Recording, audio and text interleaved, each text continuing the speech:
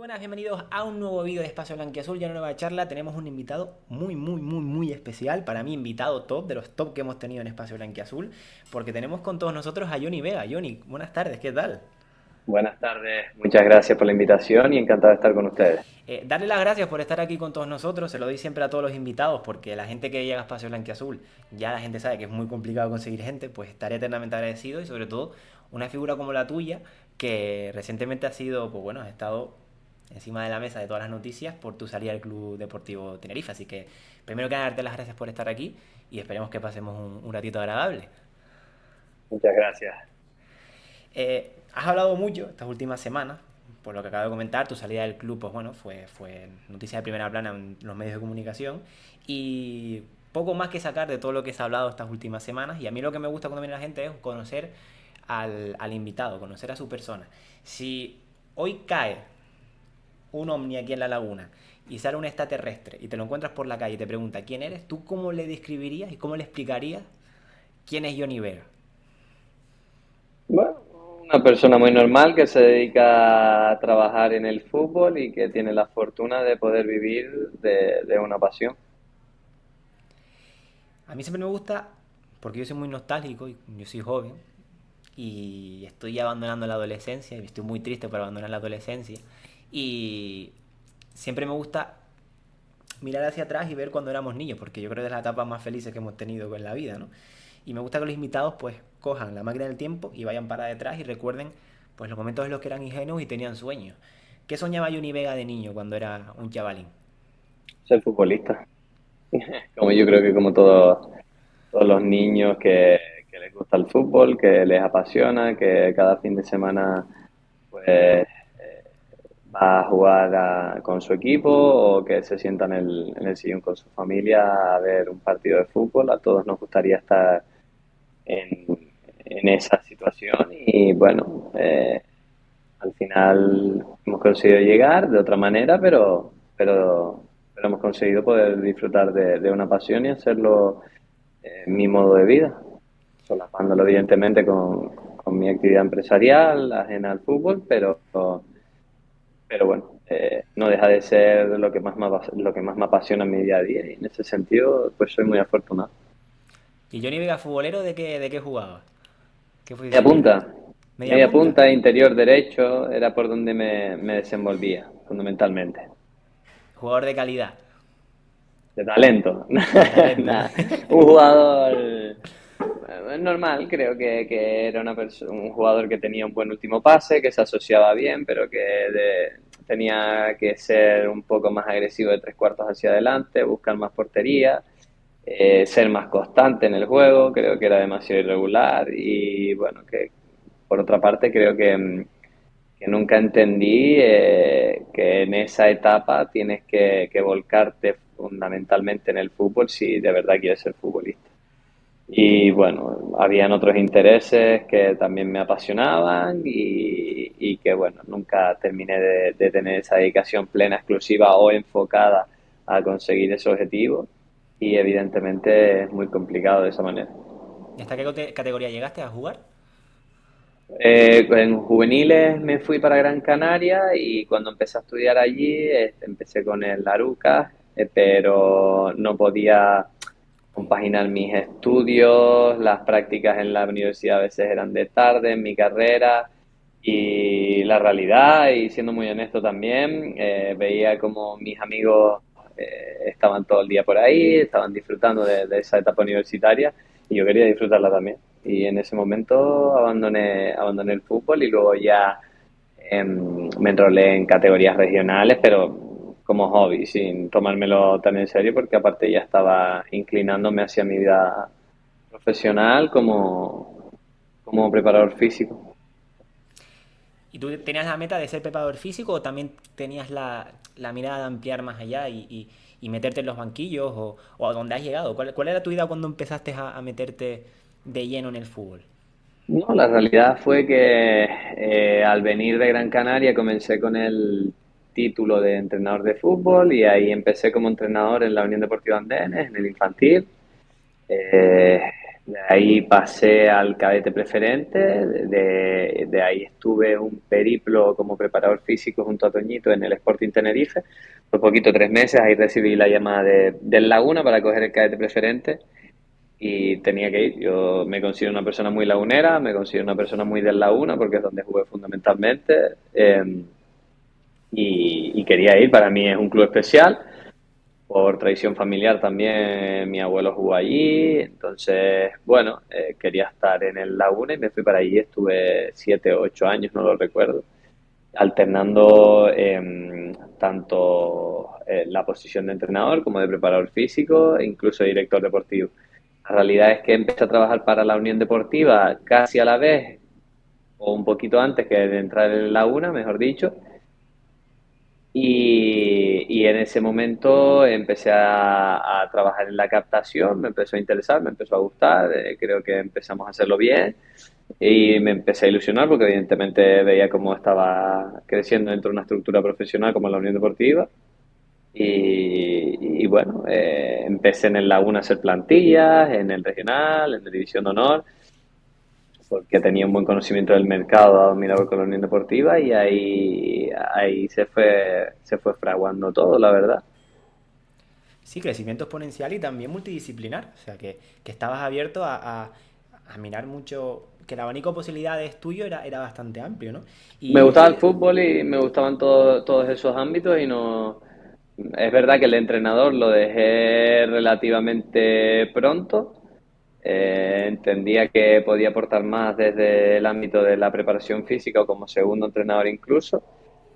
Y luego en esos clubes humildes, evidentemente, haces muchas funciones. Y bueno, por el conocimiento que tenía del mercado, pues también lo compaginaba elaborando plantillas dentro del Laguna y la verdad que me gustaba y le cogí el gusto, la verdad. ya sé Johnny Vega de niño, que tenía esos sueños y tenía esas ilusiones, se imaginaba todo lo que ibas a conseguir hasta 2025. Eh, No lo sé, la verdad. Tampoco tengo yo esa conciencia de que haya conseguido esas grandes cosas, ¿sabes? No lo veo como... Quizás no le he dado el valor suficiente al trabajo que hemos hecho o quizás directamente es que no lo sé, pero tampoco considero que haya hecho nada fuera de lo normal, honestamente. Hombre, las estadísticas están ahí. Yo creo que muchas veces hay personas que les gusta un poco engrandar todo lo que ha conseguido y hay otras que les gusta un poco tener los pies en el suelo. Pero lo que es evidente es que ha sido una persona importante dentro del fútbol base en Canarias en los últimos años, eso es evidente. Tabala lo que conseguiste con la Unión Deportiva y también recientemente con el Tenerife.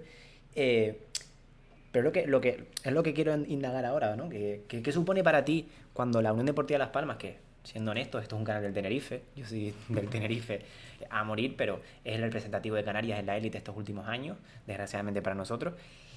¿Qué supuso para ti esa llamada y también que se materializara ese fichaje, no solo no solo en lo deportivo, sino en lo profesional, sino también en lo personal, ¿no? De saber que has logrado algo importante, ese primer Ah, pasito. brutal, brutal.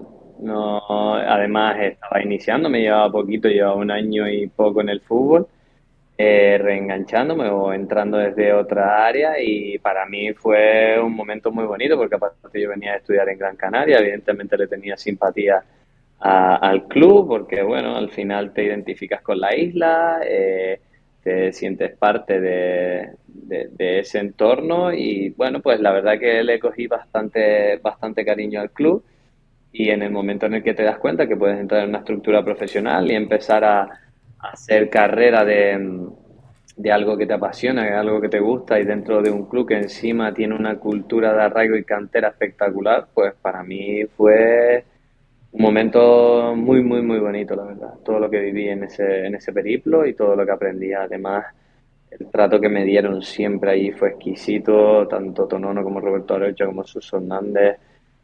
Fueron personas que creo que les debo mucho en lo que se refiere a la enseñanza que me han dado y a esas posibilidades de crecer dentro del fútbol.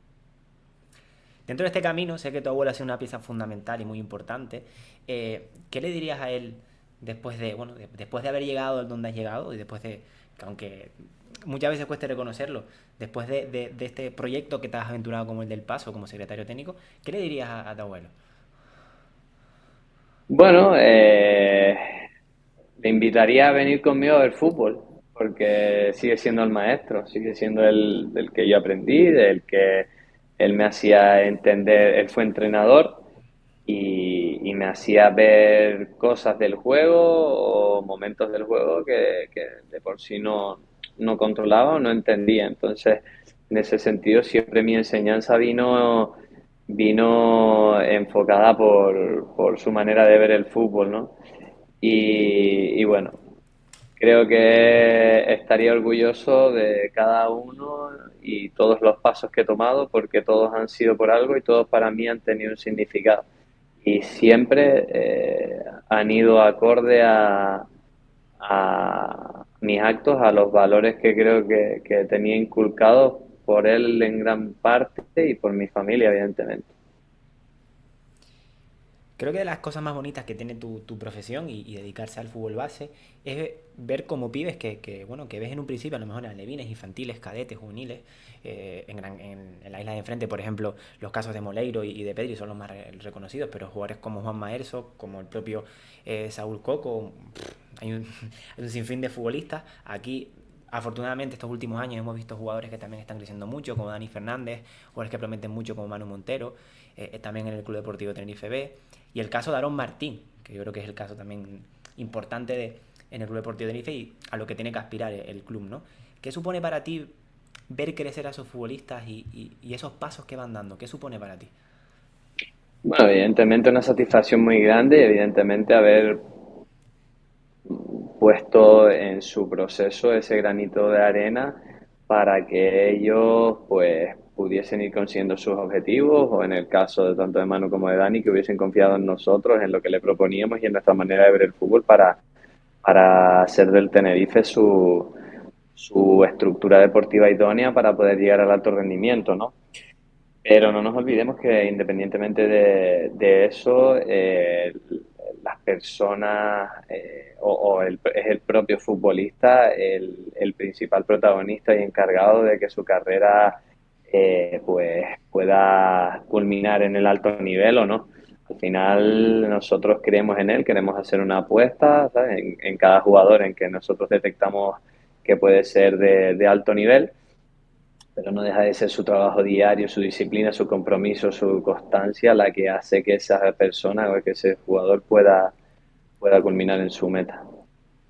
¿Y qué piensas de la gente que piensa muchas veces, por ejemplo, en momentos como los de ahora del Tenerife, que evidentemente estamos en un momento complicado en el que hay que hacer una plantilla prácticamente nueva y en el que a lo mejor hay que tirar de cantera, porque para algo está y porque los pibes en el B han demostrado que tienen nivel?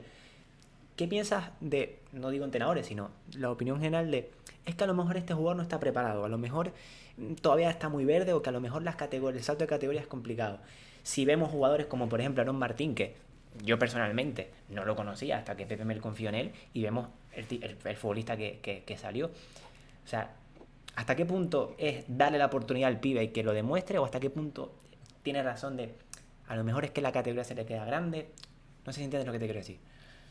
Yo creo que para eso, dentro de una estructura deportiva, existen un grupo de profesionales que se sientan en torno a una mesa y en la cual debaten sobre X jugadores y si reúnen las características para poderlos promocionar al alto rendimiento o no.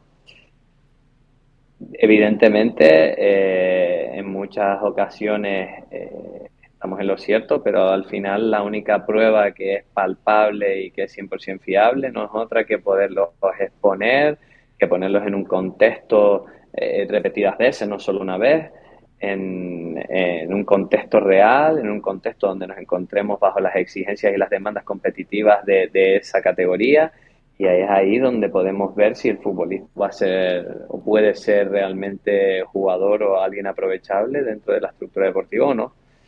Pero lo único que mata la inexperiencia es el ponerlo.